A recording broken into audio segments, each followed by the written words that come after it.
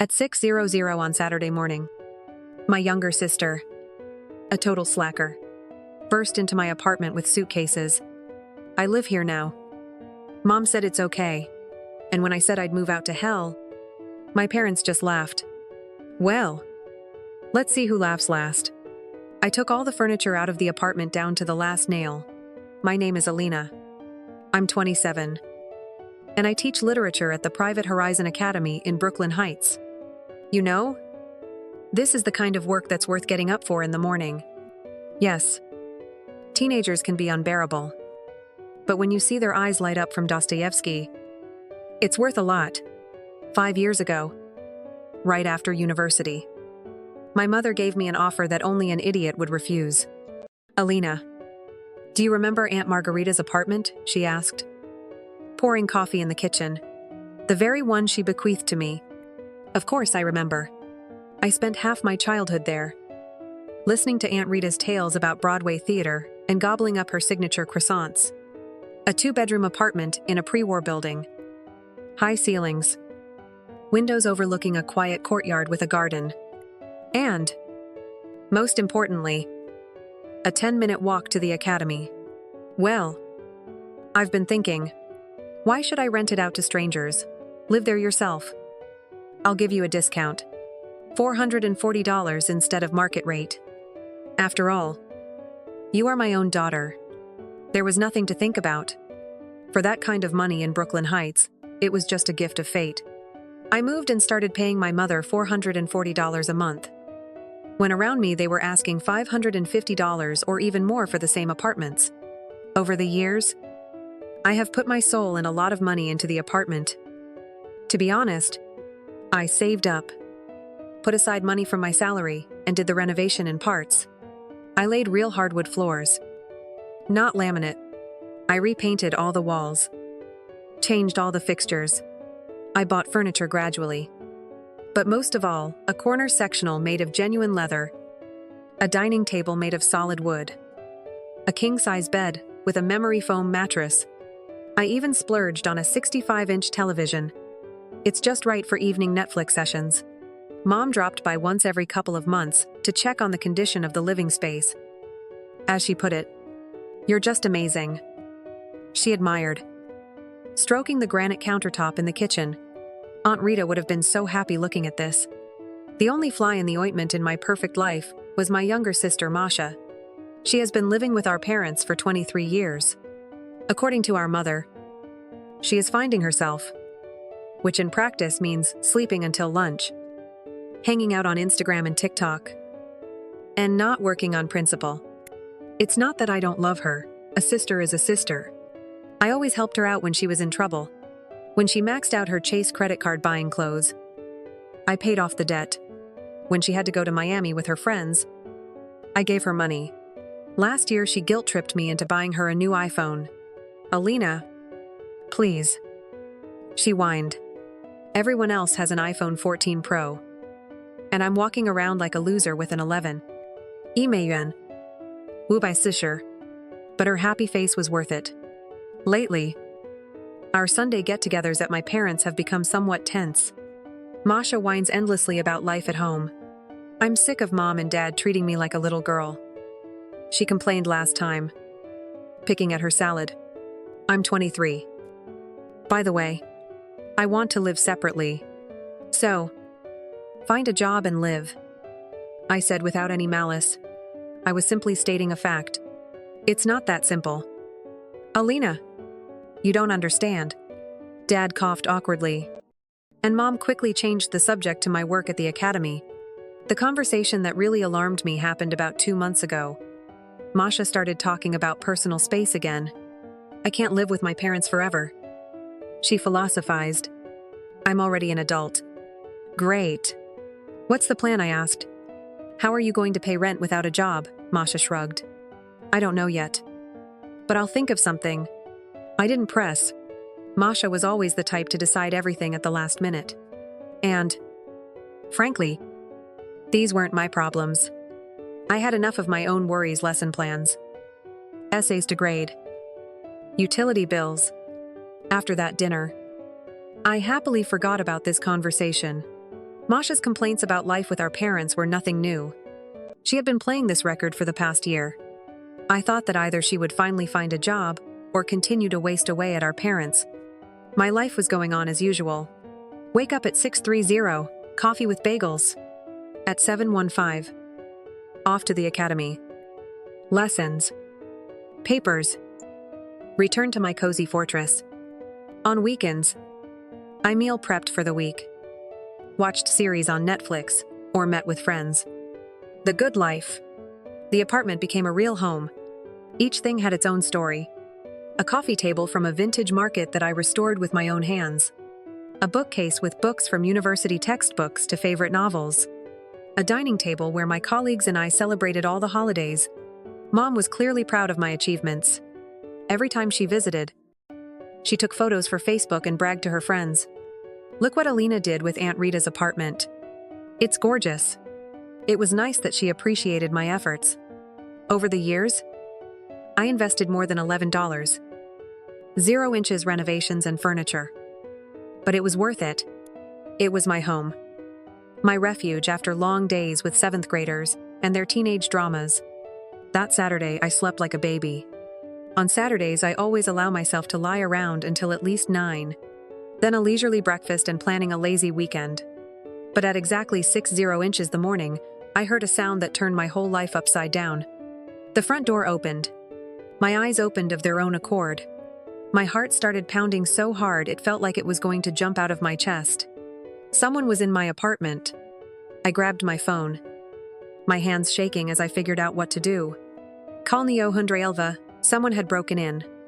I forced myself not to panic and quietly crept up to the bedroom door. Footsteps and the sound of something heavy dragging along the floor could be heard in the hallway. Oh my God. What if they were burglars? What if they had weapons? I opened the door a crack and peered out into the hallway. Masha was standing in the hallway with 2 huge suitcases. What the hell, I screamed. And fear instantly turned to rage. I flew out of the bedroom in my pajamas. Masha, what are you doing? I almost had a heart attack. She looked at me with such a serene smile. As if bursting in at 6:00 a.m. with bags was totally normal. Oh. Hi. Alina. Sorry. I woke you up. Woke me up Saturday. 6 a.m. Why didn't you ring the doorbell, or at least knock? And what are these suitcases? Masha shrugged and dragged her luggage deeper into the apartment. Yeah. I just decided to move in. It's no big deal. No big deal. How did you even get in here? Mom gave me the key. I stared at her. Mom gave you the key to my apartment. Well, it's not really your apartment, Masha said casually. It's Mom's apartment. She's the owner. A chill ran down my spine. What are you even talking about? Masha. She threw her suitcases into the living room and headed straight to my bedroom. My favorite bedroom with the huge bed and curtains that I spent 3 weeks choosing. This is the master bedroom. Right, she looked around in a businesslike manner. There's a bigger closet here. And a better view. I'm taking this room. What are you talking about? Masha opened my closet and started sorting through things as if it were her own. You can move into the small room. It's smaller. Of course. But it'll be enough for you. I felt like I was in some kind of nightmare. This just couldn't be happening. Masha. Stop it. Take your hands off my things and explain normally what's going on. She turned around with a beaming smile. Mom said I can move in with you. She thinks it's time for me to gain independence from our parents. We'll be roommates. How cool. My head was spinning. This was definitely some kind of joke or misunderstanding. Mom couldn't just move Masha in with me without even warning me. With trembling fingers, I called Mom. 4 rings before she answered. Alina. Why are you calling so early Saturday?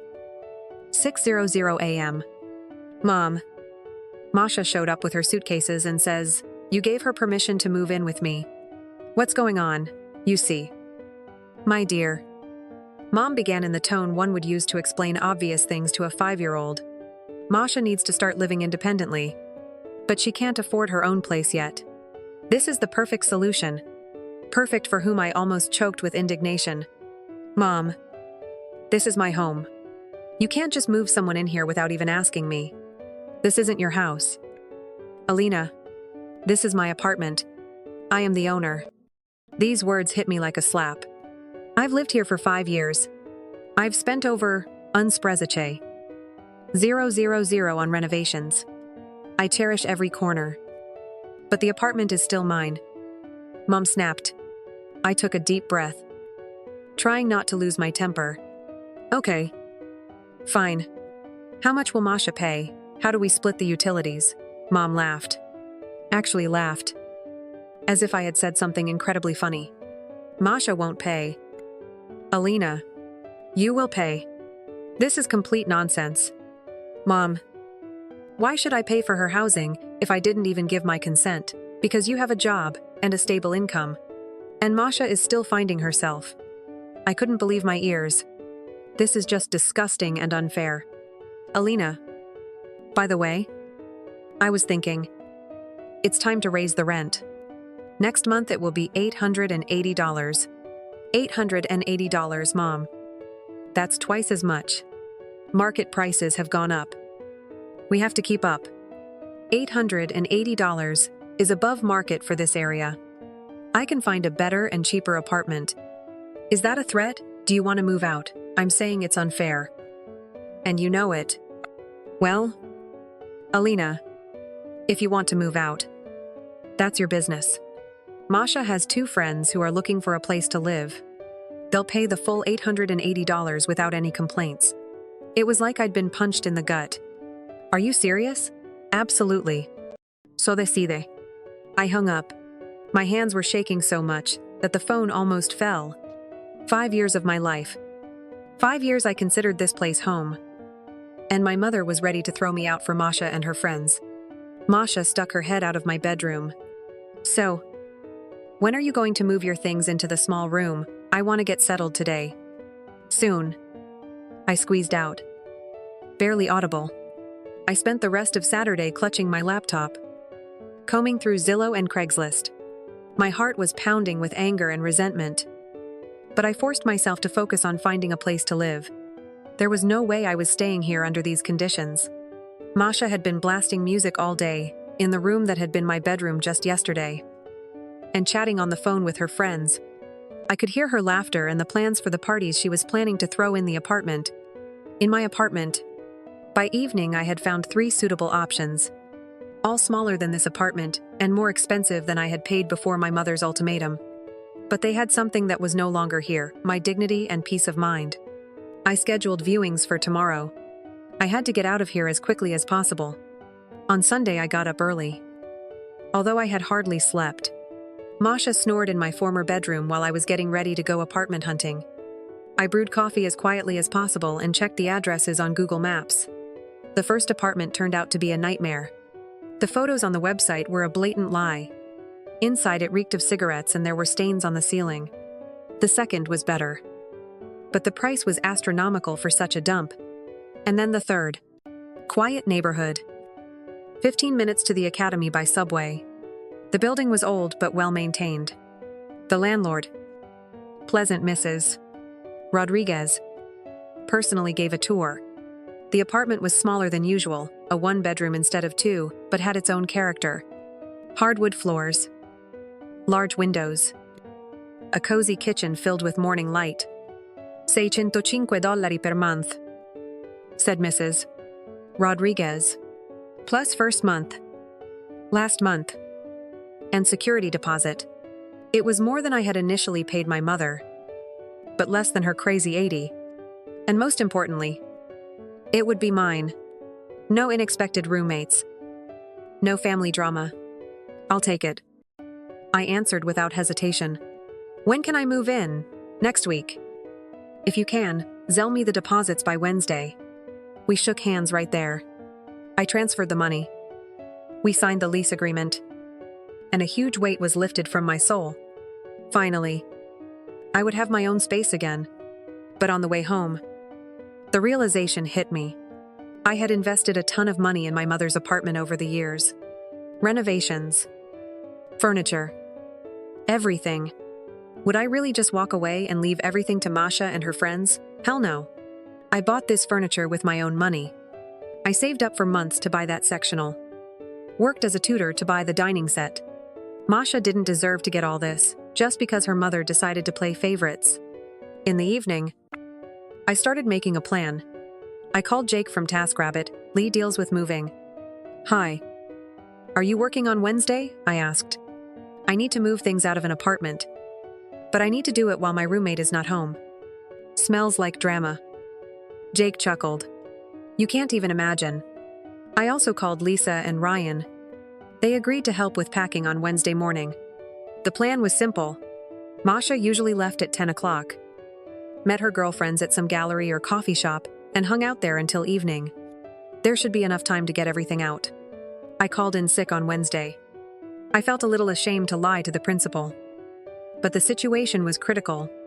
I kept watch at the window until Masha came out with her designer bag and sunglasses, which I had given her for her last birthday.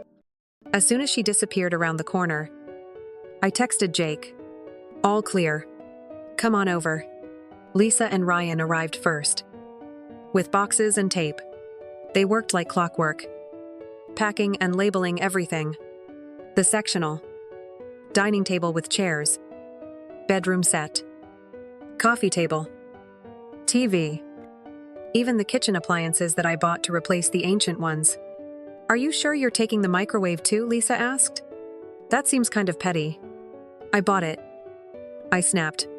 Let Masha figure out her kitchen situation herself. I left only the old furniture that actually belonged to Aunt Rita, an old wardrobe, and an antique chest of drawers in the small room. Everything else was mine. Jake and his team did a great job. They loaded everything into the truck in less than 3 hours.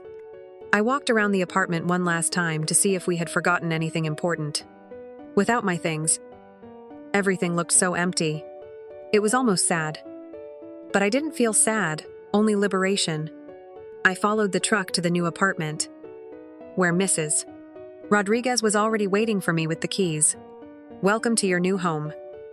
She smiled. The rest of the day was spent unpacking and arranging furniture. Lisa and Ryan stayed to help. And we ordered DoorDash for dinner. By evening, the new place began to look like home. The sectional fit perfectly in the living room. The bedroom set in the small bedroom looked even better. The place has good energy. Ryan noted, lounging on my couch with a beer. Better than that family soap opera. I was exhausted, but happy. I had broken free from my mother's circus and found my place. I was proud of myself for taking matters into my own hands instead of enduring the situation. Around 9:00 p.m., my phone started buzzing. Masha was calling. I couldn't help but smile, imagining her entering the empty apartment. I sent it to voicemail. 5 minutes later, another call. Again and again. I actually enjoyed imagining her stunned face when she discovered that all the furniture had disappeared. Expensive furniture that she had probably planned to use as Instagram backdrops. Finally, at 9:30, my mother's name appeared. I decided to answer. Alina. What the hell have you done? Mom's voice was sharp and angry. I moved the furniture to my new apartment. You can't just take everything out. Why not? I bought all this with my own money. But what does Masha have to sleep on? She doesn't even have a couch. Sounds like those are Masha's problems. Or yours. Since you decided to move her in there. You're a vindictive egoist. I'm practical. I found an apartment. I'm moving out. Just like you suggested. There was a pause. Then Mom's voice became even colder. Fine. You know what? Alina, I'm glad you moved out.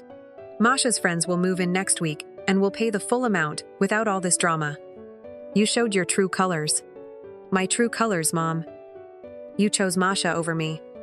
You threw away 5 years when I was a perfect tenant and a good daughter in order to enable Masha's laziness. Masha is finding herself. Masha is 23 years old. When I was 23, I worked and paid my own bills. You don't help her by letting her freeload off everyone. Don't you dare tell me how to raise my children. I'm not going to. I'm done with all this. Enjoy life with Masha and her friends. I hung up and immediately blocked her number. Then I blocked Masha and Dad to be sure. I didn't want to hear anything from them. That night I slept like a baby. In my own bed. In my own apartment. Without drama and uninvited roommates.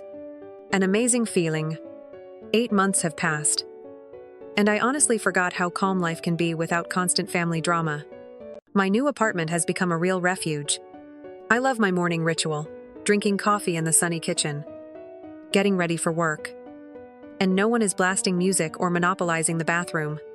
It takes a little longer to get to work by subway. But it's worth it. I feel calmer and more centered. I don't miss Sunday get-togethers. I don't miss Masha's constant begging. And I definitely don't miss my mother's passive-aggressive comments about my life choices. For the first time in many years, I could breathe freely. One day, at Whole Foods, I ran into my dad's sister, Aunt Larissa. We always got along well, and she stayed out of the family mess. Alina, how are you? Honey, she hugged me tightly. Great. Aunt Larissa, how are you? She looked around nervously and leaned closer. Can we talk privately? We went to the Starbucks next door. Aunt Larissa looked troubled, as if she was debating whether to tell me something. What happened? I asked. Well, I probably shouldn't tell you this, but I thought you should know. Your mom is having major problems with that apartment. I tried to keep a neutral expression. What problems? Those friends of Masha's who moved in are causing complete chaos. Loud parties every weekend. Music until 3 a.m.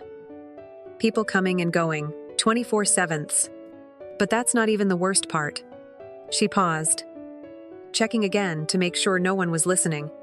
2 weeks ago, they flooded Mrs. Shell's apartment downstairs. My stomach sank. I knew Mrs. Chen, the sweetest elderly woman who had lived in the building for 30 years. She had beautiful antique furniture and a collection of rare books. How bad was it? Bad. Very bad. Water broke through the ceiling, ruining furniture and books worth a fortune. Some of the books were first editions that her late husband had collected. I felt sick just thinking about it. Mrs. Chen had always been so kind to me when I lived there, bringing homemade dumplings when I was stressed about exams. What exactly happened? From what I heard, Masha's friends were throwing a party, and someone left the bathtub running. They were too drunk to notice until water was cascading through the ceiling. My God. Mrs. Chen is demanding $19.8 inches compensation and is threatening to sue if your mom doesn't pay. She has documentation and professional assessment of everything destroyed. 19美元. Babe. I almost laughed from the irony. Mom was so worried about raising my rent by $440 that she ended up with a bill that would have covered my rent for more than 3 years. How do you know all this? Mrs. Chen called me. She knows we're related. She wanted to know if it was possible to reach an agreement with your mother without going to court. But your mother keeps saying it wasn't her fault, that she didn't cause any damage. Mrs. Chen's lawyer says, since your mother is the owner, she's responsible for her tenants' actions. We chatted a little more. Then Aunt Larissa had to go. But this conversation haunted me for several days. He felt terrible for Mrs. Chen. But I wasn't surprised that Masha's friends turned out to be irresponsible idiots. Masha had never been held accountable for anything in her life. Why should her friends be any different? A few days later, an unknown number called. I almost hung up, but something made me answer. Alina, Mom's voice. Listen. I need to talk to you. We have nothing to talk about. Alina. Please. I need your help. We're having financial difficulties. And I was hoping you could lend me some money. She wasn't going to tell me about Mrs. Chen. She was hoping I didn't know. Let me guess. This has nothing to do with Masha's friends flooding the neighbor's apartment. Silence on the other end. How do you know? What difference does it make? The fact is, you created this mess by choosing Masha and her reckless friends over me. And now you want me to bail you out, Alina. We don't have $19. Babe. That's not my problem. Please. Honey. I know we made mistakes. But we're family. Family, Mom. You kicked me out of my home for Masha. doubled my rent and told me I could leave if I didn't like it. You chose her over me. And now you're dealing with the consequences. We didn't kick you out. You decided to leave yourself. I decided to leave because you made my life miserable. And now Masha's friends have made your life miserable. Funny how things work out. You're being cruel. I'm being honest. You've enabled Masha her entire life. And now you're surprised that she and her friends are irresponsible idiots. You made your bed? Now lie in it. So you won't help. No way. Figure it out yourself. Just like I had to. I hung up and blocked that number too. More months passed. And I still don't know how they resolved the situation with Mrs. Chen. I assume they either paid or it went to court. Either way, it didn't concern me. One day, I was at the mall, buying a new dress for a teacher's conference. When I saw her, Masha was standing behind the counter at one of the clothing stores with a name tag, folding sweaters. She looked up. I saw me, and for a second, our eyes met. I could see her recognize me, but Masha quickly looked away and pretended not to know me. She busied herself sorting clothes, avoiding eye contact. I walked past her without saying a word. What could I say? She finally had a job. That was progress from when she had barged into my place with her suitcases. Maybe she'd been kicked out of Mom's apartment when her friends couldn't pay the rent. And that had been a wake-up call. Or maybe Mom had completely cut off her financial support after the flood. Either way, seeing Masha actually earning her living was a small victory for justice. I left them all to deal with their own choices and built myself a new life where I'm not being exploited by my own family. I have dignity, independence, and peace of mind. Will our family relationships ever recover? Maybe. But only if they admit they were wrong and sincerely apologize for the way they treated me. I'm not going to pretend everything is fine just to maintain the appearance of family harmony. Story 2, she thinks. We're saving up for an apartment. And I bought my mom a new car. And the fool believes nothing. My husband bragged to the guys at the bar, where I came to surprise him. They didn't notice me. I quietly turned around and left. And the next day my husband called me from an unfamiliar number and shouted into the phone. And before we continue, write how you're doing. Whether you've subscribed to the channel and liked it. Enjoy listening. 6:30 a.m.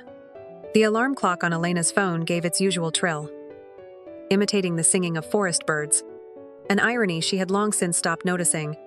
In the concrete jungle of Seattle, in their small, rented one-bedroom apartment on the 12th floor, real birds were not heard. Elena reached out and turned off the sound, trying not to wake Kyle. He was sleeping, with his arms spread out, and in his sleep he looked so defenseless, almost like a boy. In these morning minutes, she loved him especially much. She quietly got up, threw on a robe and went to the kitchen. They didn't have a Keurig machine. Though expensive. Elena brewed coffee in a French press, as her grandmother had taught her. This morning ritual calmed her down, set her in a working mood. While the water was boiling, she opened her laptop. An Excel spreadsheet appeared on the screen. Her little pride and a shared dream with Kyle. Saving for a condo. The figure in the final cell was pleasing to the eye. 5,000,000. 305. A little more. And they would be able to make the down payment. Good morning, my little bee. Kyle's sleepy voice sounded behind her. He hugged her, burying his nose in the top of her head. Are you counting our millions again? I am. Elena smiled.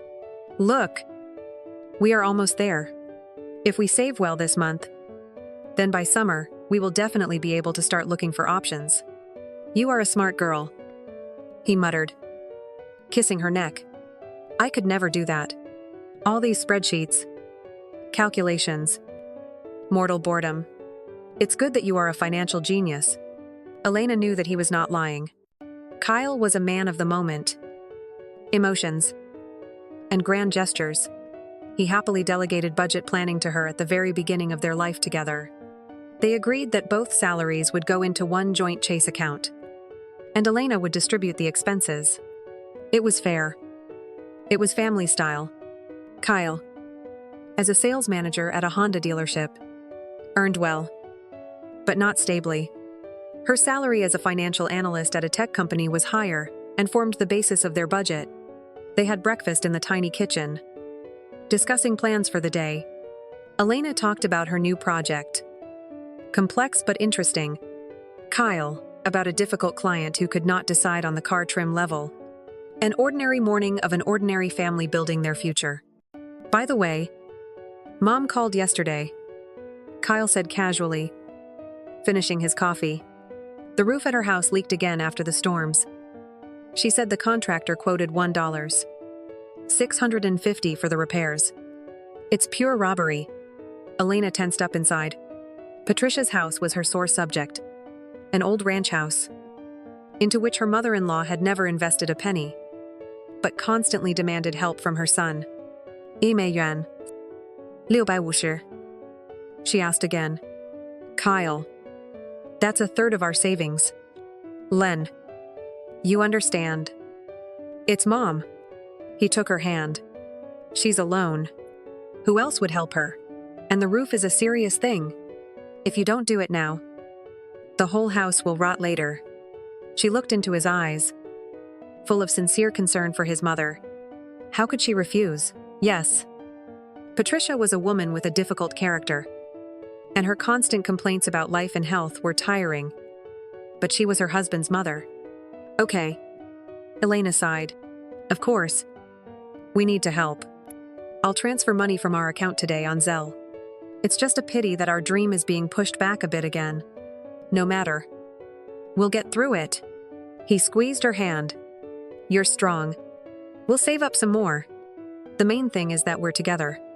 He kissed her and went to get ready for work. And Elena stayed in the kitchen, looking at the numbers in her spreadsheet. She mentally subtracted $650 and sighed. The dream really did move away. But the main thing is that they are together. Right. A month passed, Elena was completely immersed in her new project.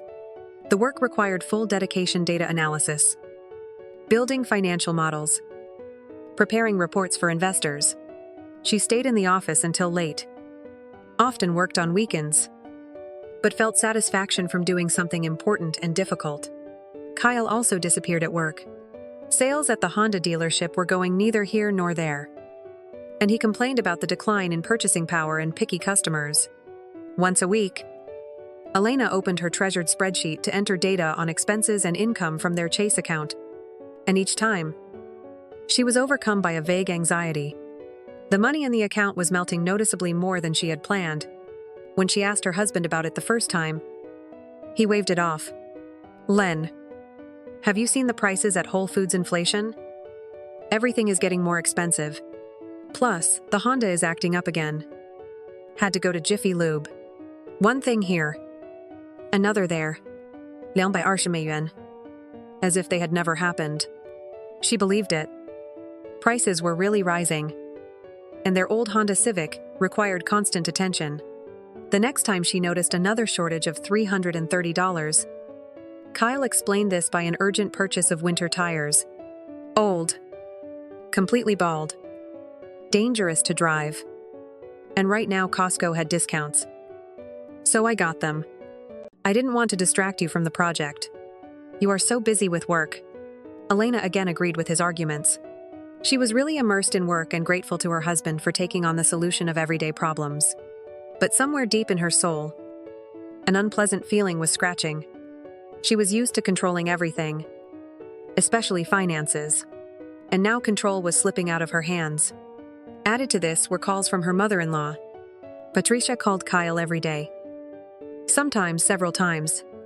Elena, sitting in the next room, heard snatches of conversations. My blood pressure is up. The doctor prescribed a new medicine. It's so expensive. I'd like to go to a spa to treat my back. After these conversations, Kyle became gloomy and thoughtful. Mom is not feeling well again, he said at dinner. I need to help her with medicine. You don't mind if I take $110 from our joint account? Do you? Of course not. Elena answered. Mom's health is sacred. But inside, she involuntarily calculated how many sacred expenses they had had over the past month. Roof repair, car service, winter tires. Now here are the medications. Not only did their savings not grow, they were decreasing at an alarming rate. One evening, sorting through receipts, she came across a receipt from Jiffy Lube. The amount for changing the oil and filters was $77, not $220. As Kyle said, she wanted to ask him about it, but he came home from work late, tired and irritated. "This client is driving me crazy again," he complained, throwing his shoes into the hallway. He spent 3 hours looking at different Honda models, and then said he would think about it. Elena looked at his exhausted face and decided not to start a difficult conversation. Not now. She was falling off her feet from fatigue. The project was entering its final stage, and the tension at work had reached its limit. "We'll sort it out after the project is delivered," she decided. He was simply too busy and forgot the exact amount. She tried to push away bad thoughts. Because she and Kyle loved each other. He was so caring when she was sick, bringing her tea with lemon, wrapping her in a blanket. He always said how proud he was of her and her successes. Could such a man really deceive her? No. It was just fatigue and stress that made her see everything in a black light. On Friday evening, Kyle came home unusually cheerful and excited. "Elena." "Hi, guess what?" He waved 2 tickets in front of her nose. "What is that?" She looked up from her laptop. "Movie tickets for that Marvel premiere you were talking about. Let's go today." "Kyle." "I can't," she said tiredly. "I need to finish the presentation. It's due on Monday. Just get your job." He put his arm around her shoulders. "One evening doesn't solve anything. You've really driven yourself crazy. Look at the dark circles under your eyes. You need to unwind." His concern was so sincere that Elena hesitated. "Maybe he's right. Okay." She agreed. "Just let's go to the latest show. At least I'll have time to do some of the work." They hadn't been to the movies for almost half a year. Elena put her work aside, put on her favorite dress, and they went to AMC Theater. Kyle joked the whole way, held her hand, bought popcorn, and for a moment it seemed to her that everything was as before, that all her suspicions were just a figment of her tired imagination. The week before the project deadline, it turned into a real marathon for Elena. 4 to 5 hours of sleep, liters of Starbucks coffee, endless tables and graphs. She practically lived in the office, returning home only to take a shower and change clothes. Kyle seemed to understand her state. He took on all the household chores, bought groceries from Safeway, cooked dinners, and tried not to distract her with trifles. On Thursday evening, as Elena sat exhausted over the final version of her presentation, he came up behind her and gently massaged her shoulders. "You're my heroine. I know how hard it is for you. Just a little more," she muttered, not looking up from the screen. "Tomorrow morning there's a presentation and that's it. I'll take a couple of days off. Get some sleep. Listen, I have a work thing tomorrow. By the way," he said. "Not exactly a work thing. Just the guys from the department, and I decided to hang out at a bar after work. Do you mind if I relax?" "Of course not," Elena answered, barely understanding the meaning of his words. "Rest. You deserve it too." "That's great. We'll go to O'Malley's Irish pub. This is a new place not far from my work. Don't wait for me. I might be late." "Okay." She nodded, completely absorbed in her work. The next day, Friday, Elena gave a brilliant presentation. The investors were delighted. The boss shook her hand and promised a solid bonus. At 20 inches the afternoon, she was already completely free. The feeling of relief was so strong that her head was spinning. She walked out of the office and took a deep breath of the crisp Seattle air. For the first time in weeks, she felt a sense of life. "I need to surprise Kyle," she thought. He had been so supportive of her all this time. She imagined how surprised he would be when she showed up at the bar. They would be able to celebrate her success together.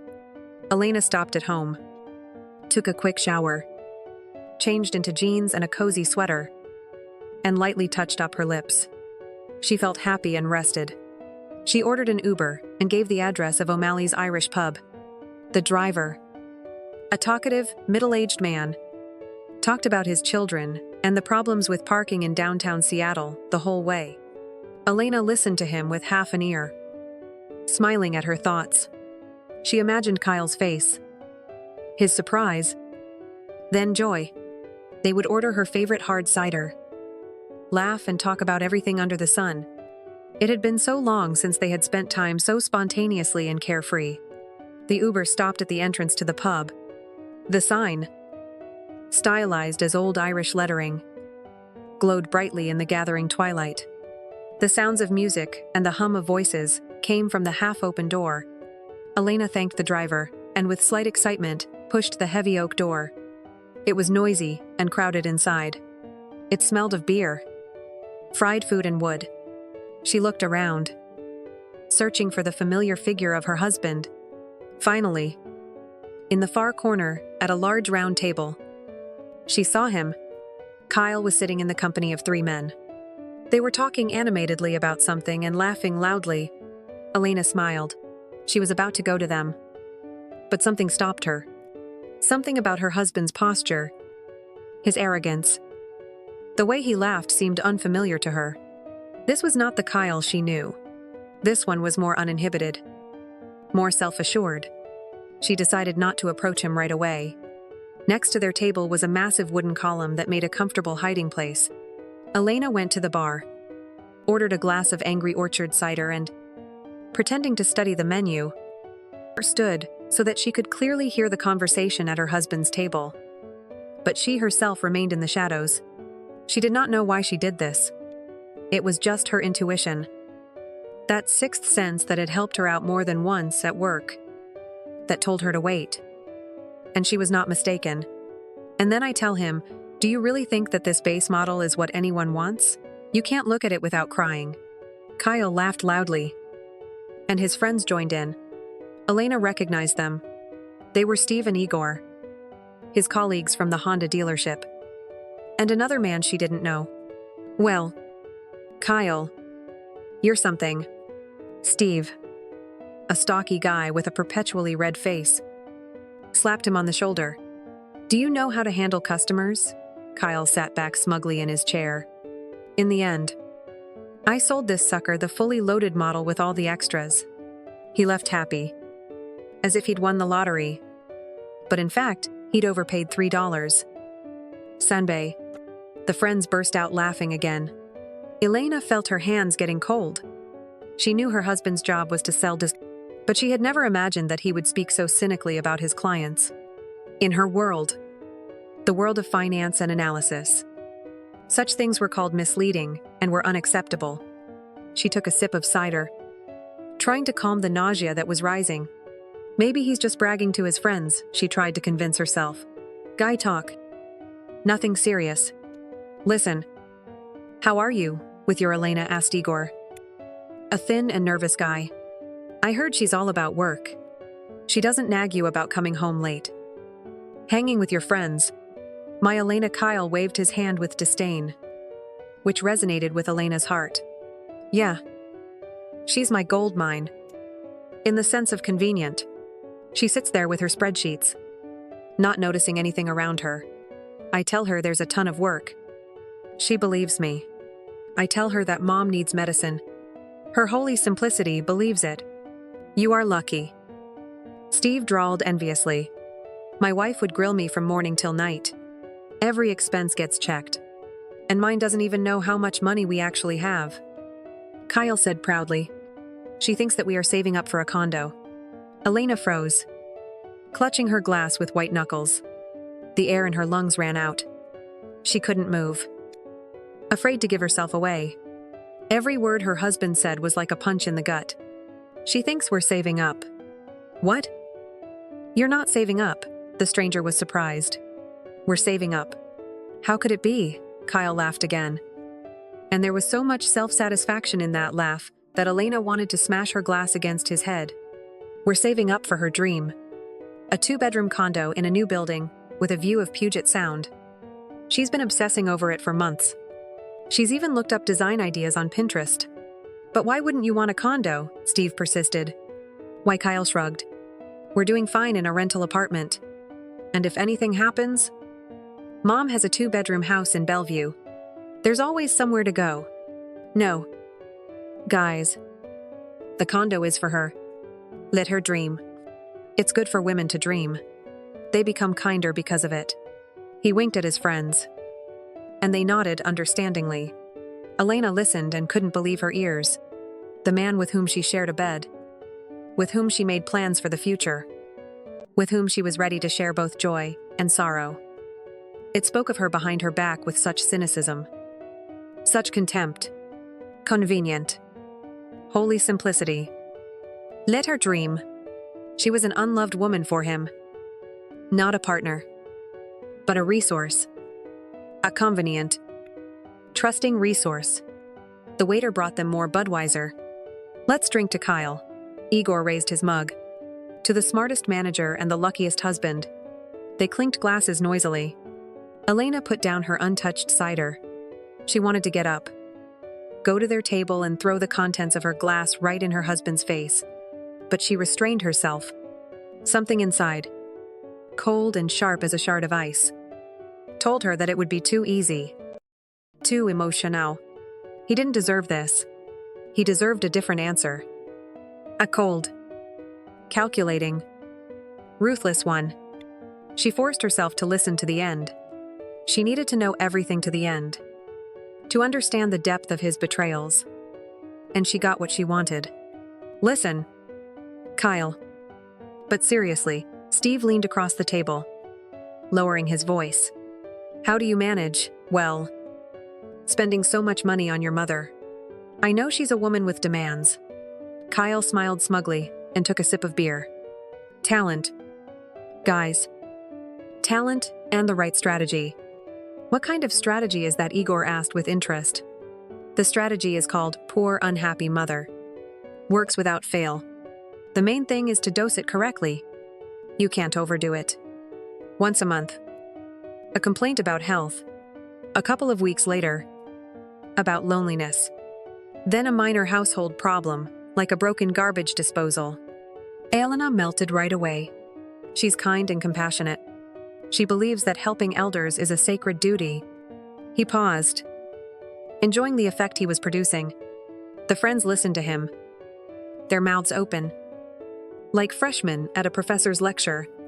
Aren't you afraid that she'll figure it out someday? Asked the unknown man. Whose name, Elena realized, was Paul. How could she figure it out? Snorted Kyle. She lives by her spreadsheets. Work. Home. Work. Home. She hardly even has any friends left. I made sure of that. Elena shuddered. She remembered how Kyle gently but persistently discouraged her from meeting with her friends. Why do you need Olivia? She's divorced. She'll teach you bad things. Or your friend Sarah is too frivolous. You and I have serious goals. And she, a fool, believed. I thought he cares about her. Protects their family from outside influence. And he simply isolated her to make it easier to control. I tell her that Mom is sacred. And she believes it. She is ready to give the last penny. Remember, I told you how we fixed the roof at the house, yeah. Steve nodded. When did you take $1? $650 from the account, exactly. And my neighbor Bob fixed the roof for a 6-pack of beer. 1美元. 650. Kyle paused meaningfully. Went for the first installment. For what the friends asked in unison. Elena held her breath. She already guessed what the answer would be. But she was still afraid to hear it. For a new car for Mom. Kyle proudly announced. Silence reigned at the table. And then all three began to whistle in admiration. Holy shit. Kyle. You're a genius. Didn't Elena notice? What would she notice? I told her it was spent on repairing the roof. She doesn't understand these things. She took my word for it. She always believes. Elena felt an icy lump rise in her throat. A car. A new car for Patricia. The same one who complained about the lack of money for medicine. The same one who complained about her fixed income. And Elena denied herself a new coat from Nordstrom, counting every penny to help her poor, unhappy mother-in-law. She's really great. Kyle continued bragging, getting into the swing of things. She recently got a bonus at work, so I convinced her that we urgently needed to replace all the plumbing. I said the old pipes were about to burst. We paid the plumber. He made quotation marks with his fingers, and the friends grunted knowingly. And the plumber was. Igor started. The plumber is me. Kyle finished. And now I have her bonus in a safe place. We're saving it, so to speak. He took the keys out of his pocket and threw them on the table. The Toyota logo was on the keychain. Check it out. I picked it up from the dealership yesterday. Mom is delighted. She says, finally she'll have a normal car. Not this bucket of bolts. Elena looked at the keys, and the world around her narrowed to this small, shiny object. The keys to the car, bought with her money, with her dream, with her trust. Wait. Paul, who had been listening more until now, leaned forward. Did I get it right? Your wife thinks you're saving up for a condo. But in reality, you're buying your mom a car. Exactly. Kyle beamed with pride, like a magician who'd just shown his best trick. She's an idealist. She believes in a shared budget, shared goals. How cute. Right. The friends burst into laughter again. Kyle, you're simply my idol. Steve exhaled, wiping away tears of laughter. Teach me. And mine would kill me for that. You shouldn't marry smart ones. Kyle said instructively. A woman should be kind and trusting. And then you'll have everything. He looked at his friends with a superior look. He was the center of attention. He was the hero of the evening. Elena listened to him, and the cold fury that had arisen in her began to acquire clear crystalline forms. It wasn't just anger. It was contempt. Deep, icy contempt for this petty, smug man she mistakenly called her husband. And she doesn't suspect anything at all, Igor persisted. Well, there are bank statements, Venmo transactions. Why does she need statements? Kyle was surprised. I handle all the finances. Once a month I show her a beautiful Excel spreadsheet where everything adds up. She looks at it, rejoices at how well we're saving, and keeps working. She has no time to get into it. Her project is demanding. Elena remembered those spreadsheets.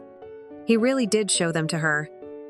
And she, a financial analyst who checked reports down to the last penny at work, and believed those fake numbers at home because she trusted him. Because she loved him. Guys, you just don't understand what a thrill it is. Kyle leaned back in his chair and put his hands behind his head. To feel so smart? Everyone around thinks that you are a pussy-whipped husband who saves all the money for the family. But in reality, you are the puppeteer. You pull the strings, and everyone dances to your tune.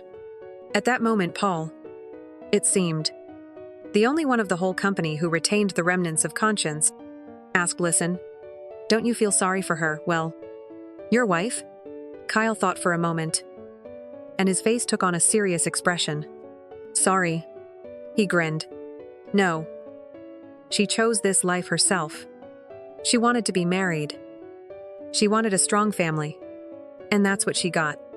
I give her what she wants. The illusion of stability. Of a caring husband. And the fact that you have to pay for this illusion. Well, that's the price. And then he said the phrase that became the point of no return for Elena. The phrase that burned the last bridges and turned her love into ashes. She thinks, we're saving up for a condo. And I bought my mom a new car. And the fool believes nothing. He looked at his friends, expecting another portion of admiration. My fool gives me all her money. The explosion of laughter at the table was deafening. Steve almost choked on his beer. Igor slapped his palm on the table. Paul smiled crookedly, shaking his head. And Elena stood by the column and felt nothing. Nothing at all. No pain. No resentment. No anger. Only emptiness. A huge ringing emptiness in place of what used to be her heart.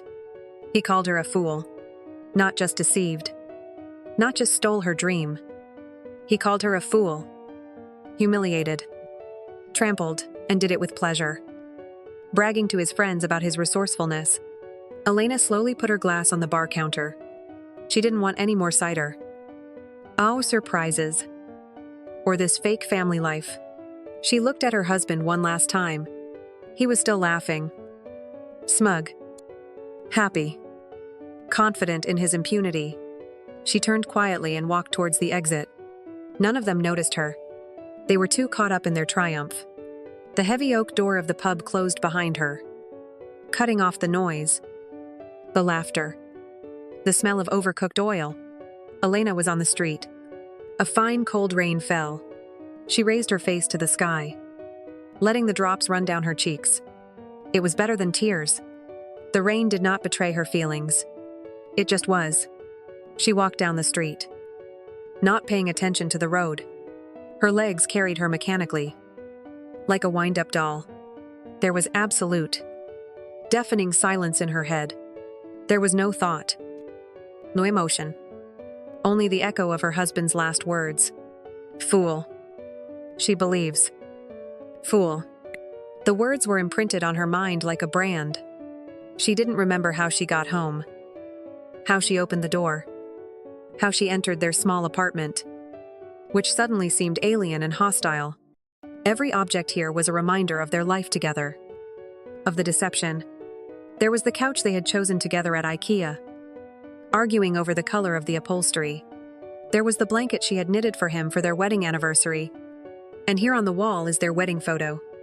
Happy, smiling, is full of hope. Elena went up to the photo and looked at it for a long time.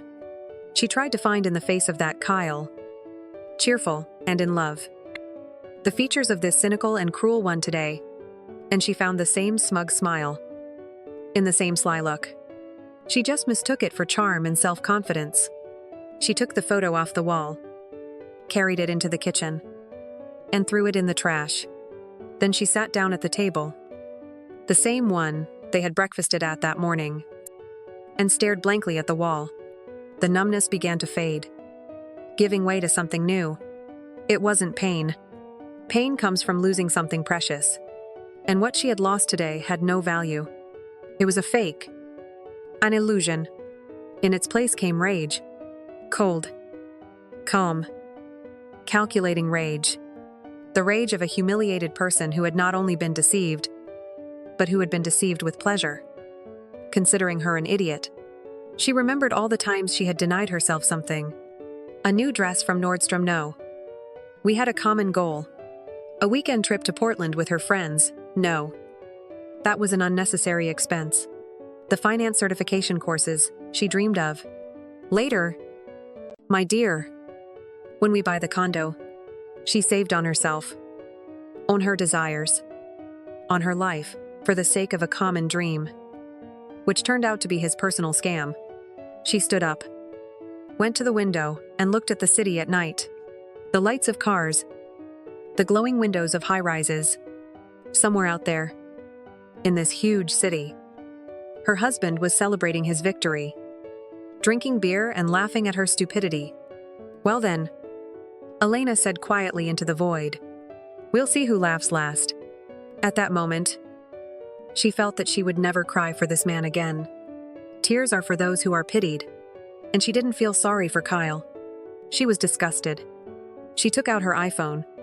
Her hands were no longer shaking. Her fingers confidently ran across the screen. The first thing she did was open the Chase app. Total account balance, $412. All that was left from her last salary. Kyle, apparently, had not yet managed to spend these crumbs. She transferred the entire amount to her old, almost unused Bank of America account, to which he had no access. Then she found her sister's number in her contacts. Katie, a lavier, a pragmatist, who had never liked Kyle. "He's too smooth," she said. Elena wasn't listening then. Now she was ready not just to listen, but to act on her instructions. "Katie. Hi. It's Elena. I need your help." There was alarm in her sister's voice on the other end of the line. She knew that Elena never called late at night without a good reason. What happened? You sound strange. Did Kyle do something? Elena smiled bitterly. Did something was too mild a word? He didn't just do something. Casey. It destroyed me. And she told her everything. About the bar. About the conversation with friends. About the car for mom. About the stolen savings and the last. Most offensive thing, fool. She spoke evenly. Without tears. And this cold intonation frightened her sister more than hysteria. There was silence on the other end of the line for a long time. I'll kill him. Katie finally said quietly. No. I'll put him in jail. This is fraud on a large scale. No need to kill or put anyone in jail. Elena answered just as calmly. I want to do it differently. I want him to understand. To really understand. And what do you propose? Katie's voice took on a businesslike tone. I want to deprive him of everything. Not just my money, but everything he considered his by right. Access to the comfortable life I provided him with. So, Katie was clearly thinking over a plan. Let's go through it point by point. The Chase account is joint. But who is the primary account holder? Who opened the account first? Me. My direct deposit was the first thing that went in. Great. That simplifies things. Tomorrow morning, at exactly 9:00, you go to Chase. Write an application to remove all authorized users from the account. That is Kyle. His debit card is blocked immediately. Transfer all the remaining money to your new Bank of America account. You can close the old account later. Okay. Elena nodded, writing down the instructions on her phone. Next. The apartment. It is rented. The lease is in whose name? Both of our names. Bad. But not fatal. Do you have the contact details of the landlord? Yes. Call him right now. Even though it's late. It doesn't matter. You call and say that your family circumstances have changed, and you want to renew the lease only for yourself. Explain the situation briefly. Your husband turned out to be financially dishonest. Say you want to protect yourself. And say that you are ready to pay for the next 2 months, right tomorrow. This will convince him. And if he refuses, he won't refuse. Katie said confidently. Landlords want stable, solvent tenants.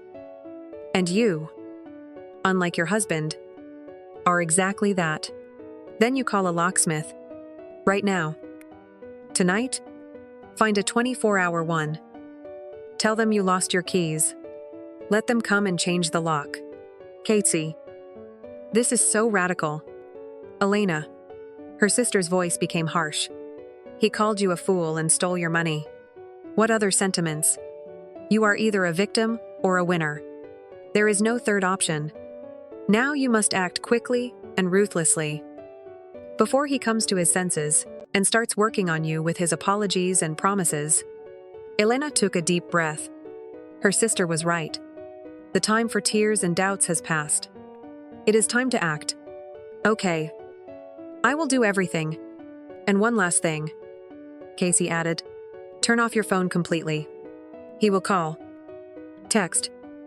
DM you on Instagram. Don't answer. Let him feel the same as you do now, complete isolation and helplessness. You turn it back on tomorrow evening when everything is done. Got it. Thank you. Casey. Hold on. Sister. I'm with you. After hanging up, Elena felt a cold determination spreading inside her. Katie hadn't just given her a plan. She'd given her permission to be strong, to be ruthless. And that was exactly what she needed. She found a 24-hour locksmith service on Yelp. A technician will be with you in 40 minutes. A polite voice answered. Then she dialed the number of the landlord. He. As Casey had predicted, after some hesitation and a promise of double payment, agreed to come the next morning and re-register the lease. While she was waiting for the locksmith, Elena walked around the apartment and collected Kyle's things. Not all of them, but only those that were lying in plain sight. His clothes, his Xbox, his stupid Seahawks memorabilia. She carefully put it all in large garbage bags and put them outside the door in the hallway. When the locksmith arrived and started working on the lock, Elena turned off her iPhone and went to bed. For the first time in a long time, she fell asleep right away. Without melatonin or anxious thoughts. She knew that tomorrow a new life would begin. Saturday morning greeted Elena with bright sunshine streaming through their, now her, apartment windows. She woke up with a feeling of lightness that she had not experienced for a long time. No guilt. No doubts. Just a clear understanding that she was doing the right thing. At exactly 9:00, she was already standing at the Chase Bank door. The young manager, having listened to her story with understanding, nodded. Yes. Of course. We can remove all authorized users from your account. You will need to fill out this form. The procedure took no more than 15 minutes. Elena signed the application, and in that very second, Kyle's debit card turned into a useless piece of plastic. Then she withdrew all the cash, a measly $412, and drove to Bank of America to deposit it into her account there.